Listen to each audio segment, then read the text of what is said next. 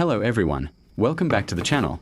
Today we'll be demonstrating the process of cleaning welding surfaces using two of the most commonly used tools in mechanical workshop, copper wire brushes and red Scotch-Brite polishing wheels. Let's get started.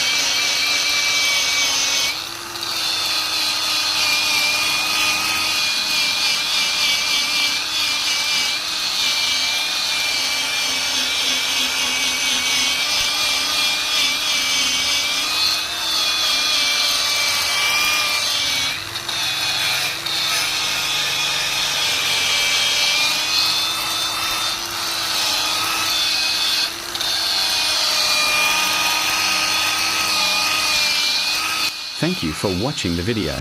Don't forget to subscribe to the channel for more useful mechanical tips and welding techniques. Goodbye and see you again.